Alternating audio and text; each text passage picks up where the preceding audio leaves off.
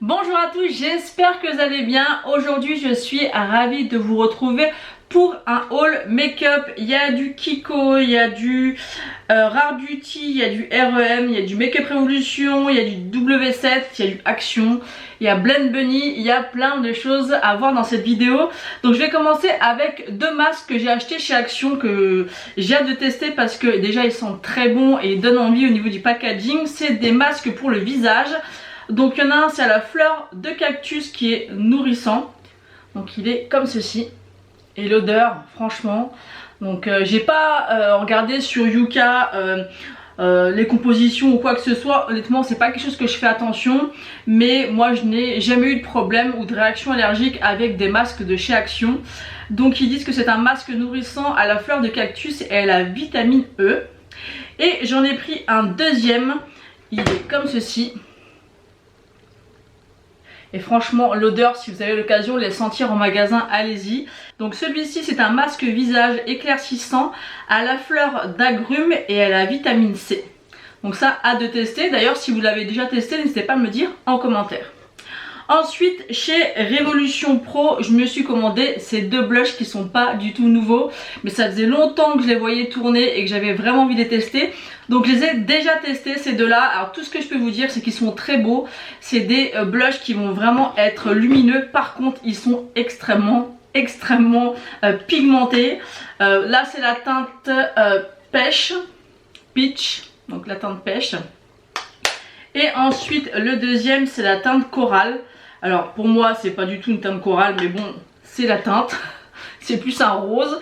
Et alors ils sont vraiment mais vraiment très beaux. Mais très pigmentés. Vraiment on peut pas dire qu'ils sont pas pigmentés. Donc il faut vraiment y aller doucement. Même moi avec un pinceau j'ai enlevé l'excédent sur ma main. Et après je l'ai appliqué sur le visage. Même comme ça j'en avais beaucoup trop. Donc vous voyez un petit peu qu'au niveau de la pigmentation il n'y a pas de souci. C'est très pigmenté et lumineux. Mais c'est vraiment des très beaux blushs. Mais il faut vraiment avoir la main légère avant de les appliquer. Ensuite on passe à la marque W7 que j'ai trouvé au magasin normal. Donc j'ai pris 4 blushs et un bronzer. Ils n'étaient pas très chers du tout. Et c'est vraiment des imitations des blushs Benefit. Donc j'ai pris le Peachy Beach. Vous voyez au packaging, c'est ressemblant des anciens packaging de chez Benefit. Parce que avant ils étaient aussi hauts et aussi larges. Maintenant ils sont plus fins. Mais à la base ils étaient comme ça.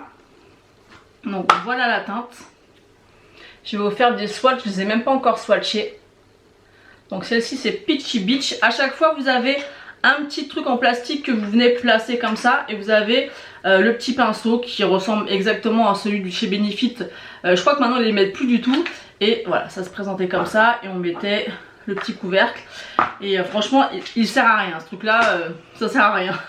Donc on va le swatcher. Hop. Donc j'ai pas du tout testé, donc n'hésitez pas encore une fois à me dire en commentaire si vous avez testé ce que vous en pensez. Parce que je crois qu'ils étaient à moins de 5 € les petits blushs.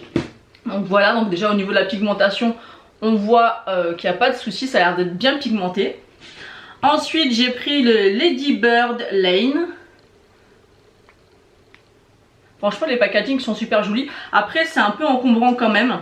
Il faut faire attention quand on fait ça parce que ça coince un peu. Et ça peut se déchirer parce que les packagings sont pas incroyables non plus.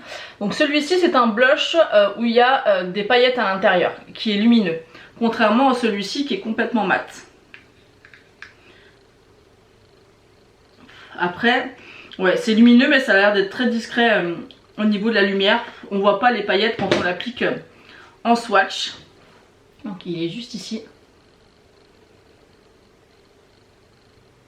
Ça pourrait presque pour certaines carnations peut-être servir de blush, de bronzer plutôt.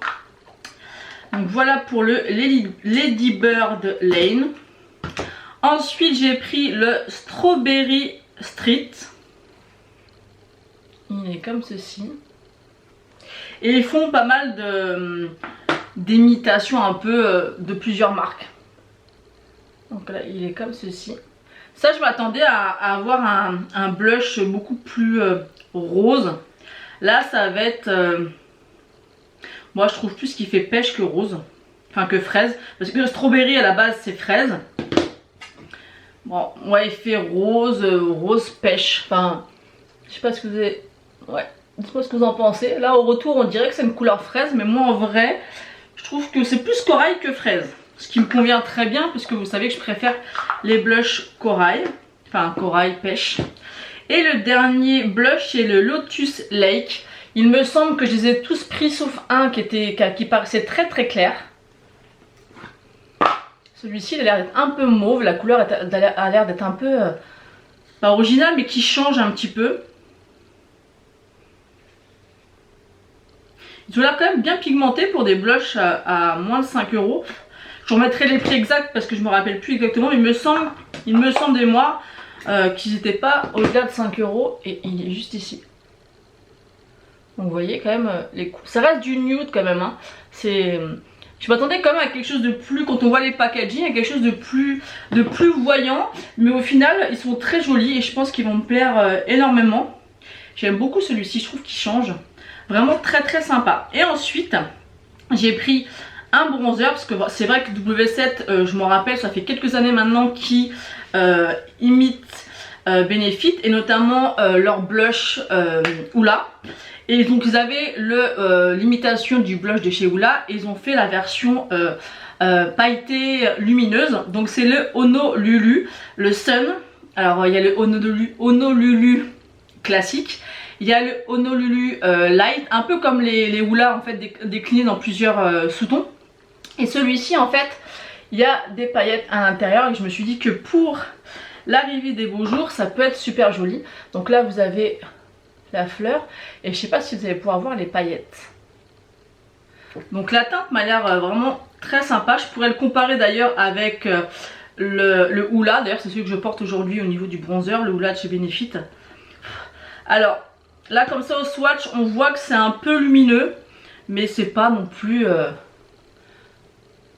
extrêmement voyant. La couleur a l'air de se rapprocher du Hoola. Donc à tester, à voir comment il se travaille sur le visage, mais ça m'a l'air d'être plutôt pas mal. Et encore une fois à des petits prix comme ça. Moi j'ai jamais testé les produits W7, donc n'hésitez pas à me dire ça en commentaire. Mais quand j'ai vu ça je me suis dit c'est vrai que les packaging sont super mignons, c'est pas très cher et je me suis dit pourquoi pas. Ensuite j'ai été faire quelques achats sur Sephora. Donc j'ai pris il y a quelques temps le pinceau blush de chez Rare Beauty pour utiliser ces blushs crème. Donc on peut utiliser aussi pour les blushs poudre, mais moi je l'ai vraiment acheté pour les blushs crème et j'ai beaucoup aimé ce pinceau. Du coup je me suis laissée tenter par le pinceau fond de teint. Donc c'est le Liquid Touch pinceau. Donc il est comme ceci au niveau du packaging. Donc j'ai enlevé toutes les petites protections et il est comme ceci. Il a une forme un peu particulière comme ça, c'est un petit peu ovale. Il est un petit peu biseauté comme ça. Il est très dense au niveau des poils. Il a l'air d'être plutôt pas mal. J'ai l'impression qu'il était un peu petit au niveau de la grosseur parce que j'ai l'habitude d'utiliser des pinceaux un peu plus larges pour appliquer le fond de teint, mais il a l'air top. Et j'ai aussi peut-être pris pour estomper tout ce qui est bronzer crème ou un stick parce que j'en ai acheté plusieurs et j'ai envie de m'y mettre, mais je suis un peu novice dans l'application de ce genre de texture. Du coup je me suis dit qu'avec ce pinceau là ça pourra faire l'affaire. Déjà ils sont super jolis, ils ont l'air très quali, j'aime beaucoup, j'aime vraiment beaucoup. Ensuite j'ai pris un produit de chez R.O.M Beauty. Je vous avais dit dans une précédente vidéo que j'achèterais plus de make-up de cette marque et c'est ce que j'ai fait. Parce que là c'est pas un produit make-up mais un produit skincare. Et ce produit sur le papier c'est vraiment le produit que j'attendais. J'ai vu pas mal de revues dessus et toutes les revues que j'ai vues avaient des bons avis. Donc c'est le baume rafraîchissant et floutant pour les cernes. Donc en fait c'est un baume qui apparemment lisse le contour des yeux, vient combler les ridules, vient flouter. Et moi en fait avec mon âge je commence à avoir toutes les petites ridules ici. Et c'est vrai que c'est quelque chose qui me dérange. Et je me suis dit que ce produit, sur le papier, ça serait ce qu'il me faut. Donc c'est un petit packaging comme ça. Alors autant je trouvais que les packaging du maquillage avaient l'air un peu cheap, autant là c'est comme un petit pot en verre. Je trouve ça joli, c'est sympa. Là on a un petit opercule comme ça en plastique, donc ça je trouve ça très bien pour le côté hygiène. Et vous avez le baume qui est comme ceci. Alors au début c'était vraiment un baume compact, un peu en gel. La texture est très particulière et c'est vrai que je l'ai appliqué sur ma main. Donc là vous verrez rien du tout, mais je l'ai appliqué sur ma main. On voit tout de suite que ça matifie et que ça vient combler et flouter vraiment sur la main. Ça se voit énormément. Donc j'ai beaucoup d'attentes de ce produit. Parce que si ça peut un petit peu lisser au niveau de vraiment des contours des yeux, ce qui me dérange vraiment, même pour tout ce qui est anti-cerne, des fois ça vient, suivant les anti-cernes, moi avec le Shape Tape j'ai pas le problème, avec certains autres anti-cernes ça vient dans mes ridules, tout ça. Donc si ce petit produit pourrait devenir miracle au niveau de mon contour des yeux, ça pourrait être top. Et vraiment sur la peau, vraiment sur ma main là je sens le côté lisse et que ça vraiment c'est vraiment rentré dans mes ridules et ça a vraiment lissé. C'est dingue la différence là, c'est un petit peu rugueux entre guillemets, là c'est vraiment lisse, c'est un côté frais, ça n'a pas spécialement d'odeur, ça n'a pas d'odeur je crois, j'ai même pas réellement senti. Non, ça n'a pas l'air d'avoir d'odeur. Le prix je crois que c'était à 22 €, donc je trouve ça pas trop excessif pour un produit comme ça, donc à voir sur le long terme. Bien sûr c'est un produit skincare, donc je pense pas que ça soit un produit, bien sûr on va voir l'efficacité quand on va le poser, mais je pense que c'est quand même un produit qu'il faut appliquer vraiment sur la durée pour vraiment voir son efficacité. Mais ça, si vraiment il fait ce qu'il dit, ça va devenir un produit chouchou. Et 22 €, je trouve que ça reste correct. C'est pas un énorme prix. Il y a des crèmes comme ça qui pourraient être vendues plus de 50 €. Là, il me semble de mémoire que c'était 22 €. Je trouve ça quand même correct. Il en faut très peu. Vraiment, j'ai hâte de voir ce que ça donne. Pareil, si vous l'avez testé, n'hésitez pas à me dire ce que vous en pensez en commentaire. Ensuite, j'ai fait une petite commande chez Kiko où j'ai recommandé le gloss de la nouvelle collection. Donc j'en ai repris deux parce que j'en avais déjà acheté un en teinte numéro 1 je crois. Là j'ai pris la teinte numéro 2 et la teinte numéro 4. C'est les 3D Effect Lip Gloss de la collection Beauty Essential. Donc c'est des gloss qui font 3 ml. Et on a donc celui-ci et c'est vraiment des gloss avec des micro paillettes à l'intérieur. Le rendu est super joli. Aujourd'hui j'ai appliqué un crayon et par dessus j'ai mis un petit peu de ce gloss. Je vais vous faire les swatchs mais je pense pas que vous allez pouvoir voir grand chose. Mais ils sont magnifiques. Vraiment effet mouillé avec vraiment un reflet paillette juste magnifique. Il est juste ici. Ouais, il est vraiment super beau. Ça se verra bien sûr mieux quand vous l'appliquez directement sur vos lèvres parce que là vu que c'est un gloss c'est un peu compliqué. Et j'ai pris la teinte numéro 4 qui est un petit peu plus foncée. Celui-ci on va pouvoir plus facilement le mettre tout seul parce qu'il est un petit peu plus foncé. Et franchement ils sont trop beaux. En plus ils ont une odeur un petit peu vanillée. Et moi c'est vrai que les produits gloss de chez Kiko, déjà les gloss de la collection permanente, ils ont fait le buzz d'ailleurs et ils sont canons. Et ceux-là aussi sont super beaux.